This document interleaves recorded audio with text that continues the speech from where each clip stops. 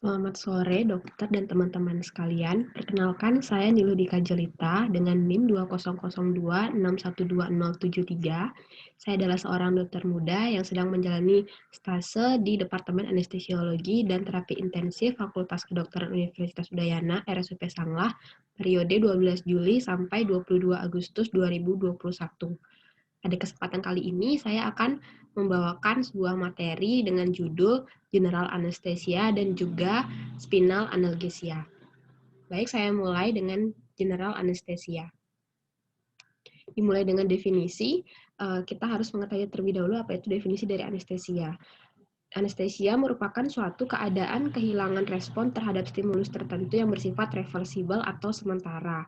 Sedangkan untuk general anestesi merupakan suatu keadaan tidak sadar yang bersifat sementara, diikuti oleh hilangnya rasa nyeri atau anestesia di seluruh tubuh akibat dari pemberian obat anestesia.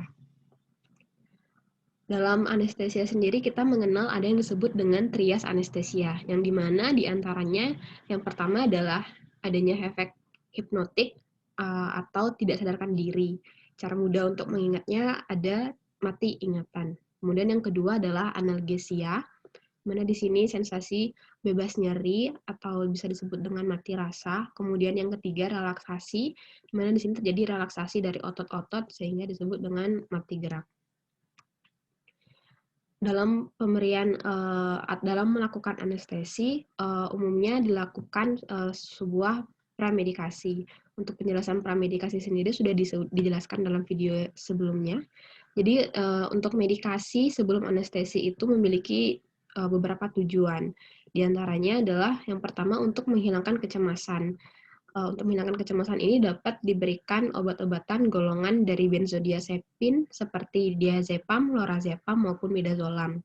Kemudian pemberian pramedikasi juga bertujuan untuk mencegah reaksi alergi, yaitu dengan pemberian antihistamin.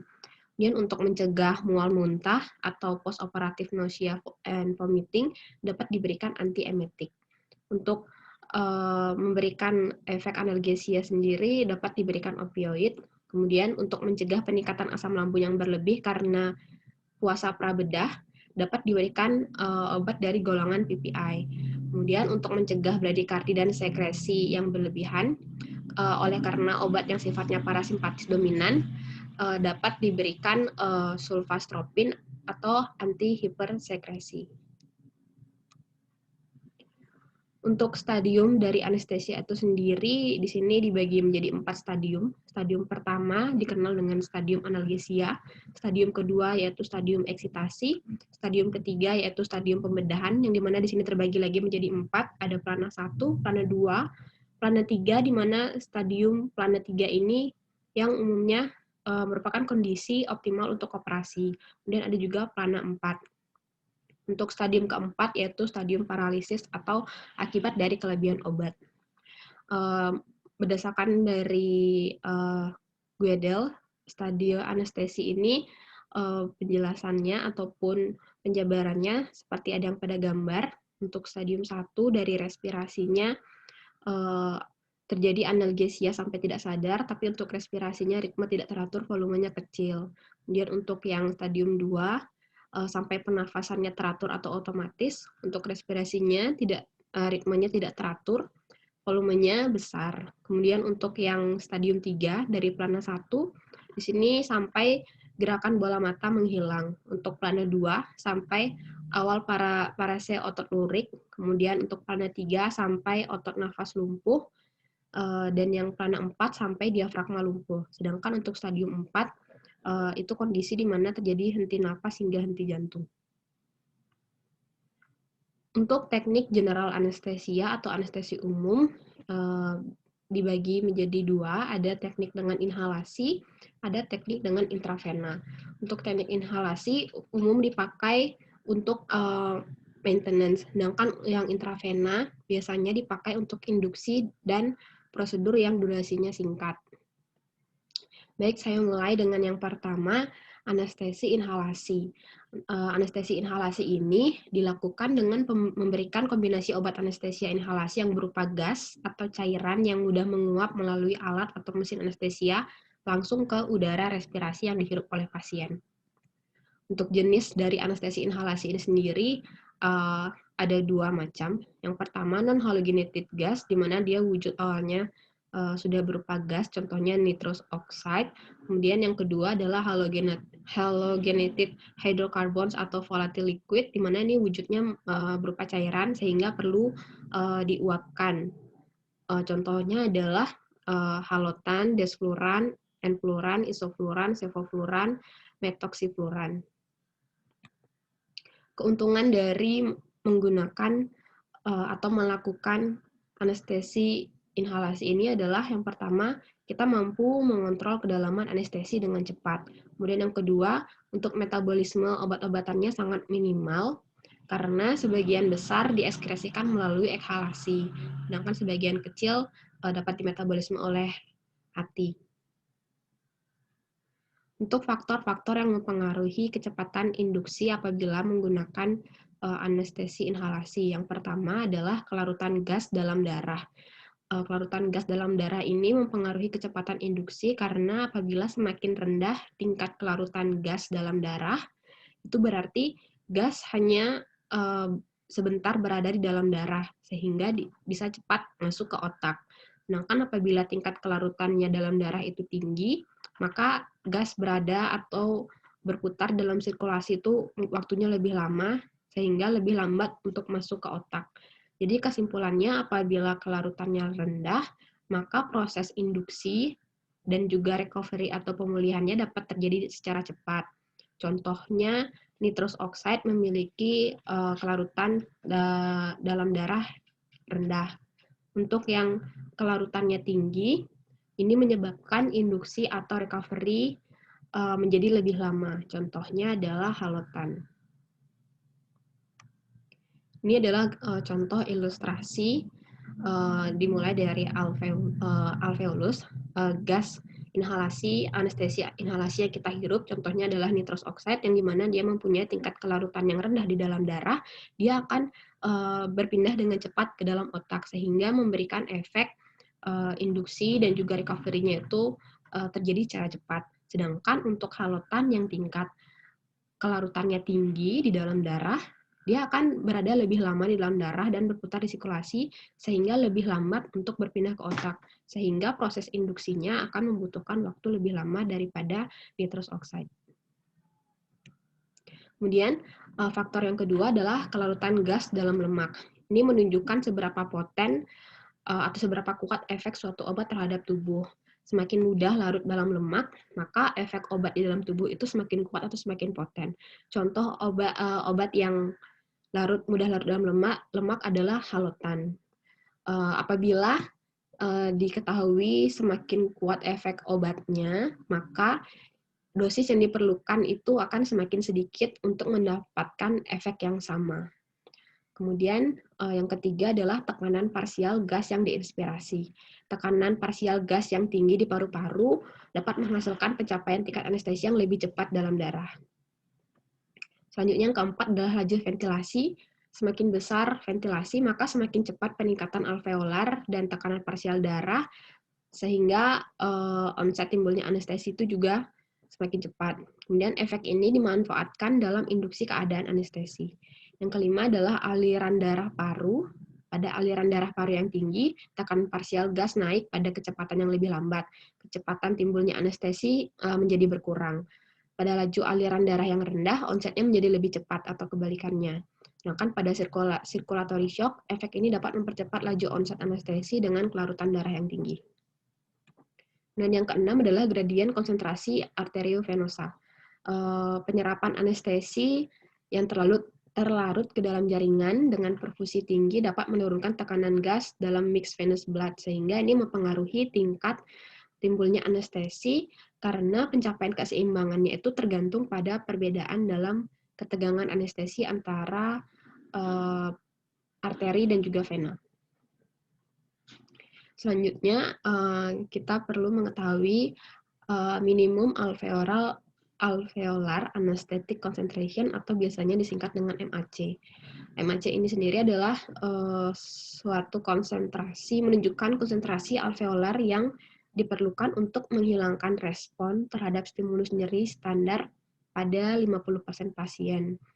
Untuk potensi anestesi inhalasi yang paling baik diukur dengan MAC ini. Nilai MAC ini dalam pembedahan itu yang dibutuhkan umumnya adalah 1,1 sampai 1,2. Dan nilai MAC ini dapat menurun apabila digunakan bersamaan dengan opioid. Pada gambar di samping ini adalah ilustrasi tingkat dari MAC, gas-gas, ataupun obat-obatan anestesi inhalan. Di sini tampak bahwa nitrous oxide memiliki nilai MAC paling tinggi, sedangkan halotan memiliki MAC yang paling rendah. Untuk obat anestesi umum inhalasi yang umum digunakan, contohnya di sini adalah N2O atau nitrous oxide.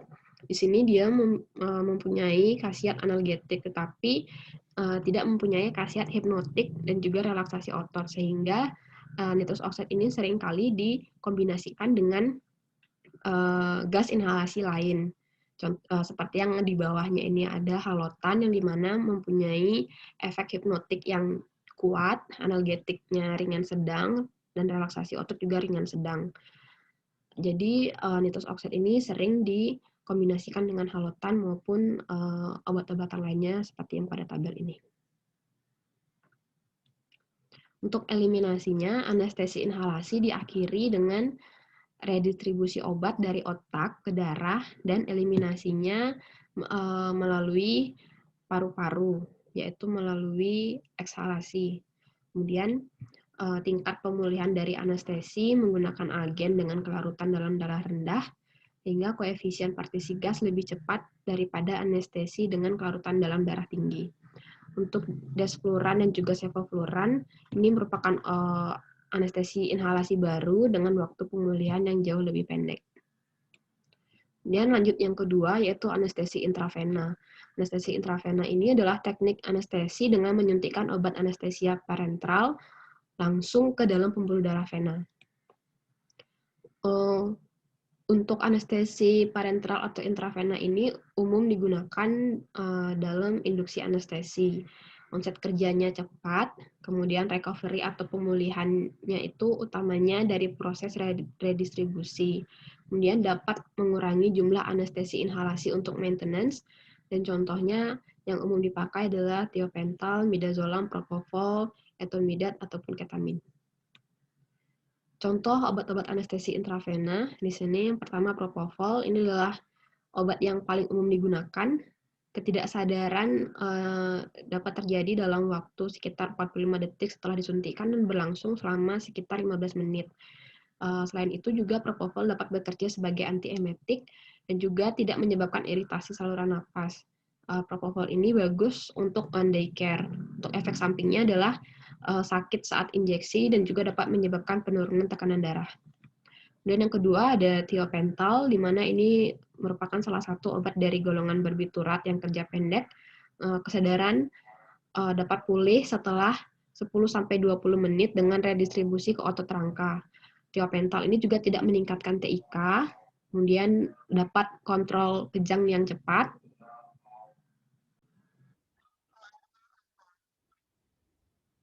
Kemudian selanjutnya, thiopental ini dieliminasi perlahan dan dapat menyebabkan hangover. Untuk efek sampingnya dapat terjadi laryngospasme, porfiria intermittent akut, nyeri, nekrosis, gangren pada ekstravasasi. Ini terjadi apabila tidak sengaja diinjeksi secara intraarterial. Kemudian selanjutnya ada ketamin. Ketamin bertindak atau bekerja dengan memblokir reseptor NMDA. Ketamin ini memiliki sifat sebagai anestesi disosiatif, di mana dia dapat menghasilkan analgesia yang mendalam, imobilitas, amnesia dengan tidur ringan. Ketamin ini juga dapat menyebabkan denyut jantung dan tekanan darah meningkat karena menstimulasi simpatik. Untuk respirasi tidak tertekan dan refleks tidak menghilang. Ketamin ini harus digunakan hati-hati atau dikatakan berbahaya pada pasien dengan penyakit jantung, yang berhubungan dengan penyakit jantung, misalnya hipertensi atau ischemic heart disease. Untuk efeknya, ketamin ini dapat menyebabkan delirium emergensi, halusinasi, dan gerakan tak sadar atau involuntir selama pemulihan. Untuk efek sampingnya ini dapat diminimalkan dengan penggunaan diazepam atau midazolam. Selanjutnya ada neuroleptanalgesia. Penggunaannya ini dapat menyebabkan kekakuan dinding dada, penurunan fungsi motorik, penekanan refleks otonom, stabilitas kardiovaskular dengan amnesia ringan. Obat ini juga dapat menyebabkan kantuk, tetapi pasien masih dapat merespon perintah. Ini biasanya digunakan untuk endoskopi, pada tindakan endoskopi, kemudian angiografi, dan juga operasi kecil. Seringkali dikombinasikan dengan fentanyl dan juga doperidol. Kemudian selanjutnya ada benzodiazepin. Contohnya di sini adalah midazolam yang digunakan sebagai tambahan dengan anestesi inhalasi dan opioid intravena. Untuk onset efek pada central nervous system-nya lebih lambat daripada tiopental dan memiliki durasi aksi yang lebih lama. Obat dari benzodiazepin ini dapat menyebabkan depresi pernapasan parah pasca operasi, sehingga dapat diberikan antagonis reseptor benzodiazepin yaitu flumazenil yang diharapkan dapat mempercepat pemulihan dari midazolam dan juga benzodiazepin lainnya. Selanjutnya ada etomidate. Ini merupakan turunan dari imidazol. Induksinya cepat dengan perubahan minimal pada fungsi jantung atau laju pernapasan dan memiliki durasi aksi yang sangat singkat. Memiliki durasi aksi yang singkat. Keunggulan utamanya adalah anestesi untuk pasien dengan cadangan jantung atau pernapasan yang terbatas, akan tetapi menyebabkan rasa sakit dan mioklonus pada injeksi dan mual pasca operasi. Untuk pemberian yang lama dapat menyebabkan penekanan pada adrenal. Kemudian yang selanjutnya adalah dexmedetomidine. Ini merupakan obat dari golongan agonis alfa-2 adrenergic yang bekerja sentral, memiliki aksi analgesik dan juga hipnotis. Karakteristiknya obat ini pembersihannya cepat dan juga waktu paru eliminasinya singkat. Ini biasanya digunakan terutama untuk sedasi jangka pendek dalam ICU setting. Baik, saya lanjutkan ke yang kedua, yaitu spinal analgesia. Dari definisinya, analgesia spinal atau biasanya dikenal dengan intratekal, intradural, subdural, atau subarachnoid, ini adalah tindakan pemberian obat analgesik lokal ke dalam ruang subarachnoid. Indikasi dilakukannya spinal analgesia yang pertama apabila akan melakukan beberapa tindakan berikut, yaitu tindakan bedah ekstremitas bawah, bedah panggul, tindakan di sekitar rektum dan juga perineum, pada tindakan bedah obstetri dan ginekologi, bedah urologi, bedah abdomen bawah, ataupun pada bedah abdomen atas, dan bedah pediatri yang biasanya dikombinasi dengan anestesia umum yang ringan. Untuk kontraindikasinya, ada kontraindikasi absolut dan relatif. Untuk kontraindikasi absolut, di situ diantaranya adalah pasien menolak, kemudian terjadi infeksi pada tempat suntikan, terjadinya hipovolemi berat atau shock, kemudian pasien mempunyai koagulopati atau mendapatkan terapi antikoagulan, kemudian tekanan intrakranial meningkat, fasilitas resusitasi minim, ataupun kurangnya pengalaman, atau tanpa didampingi oleh konsultan anestesi.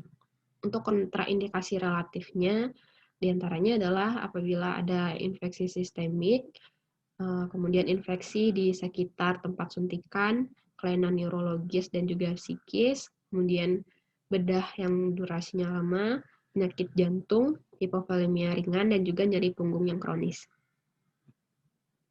Untuk persiapannya, ini serupa dengan persiapan anestesi umum ataupun preoperatif seperti pada video sebelumnya.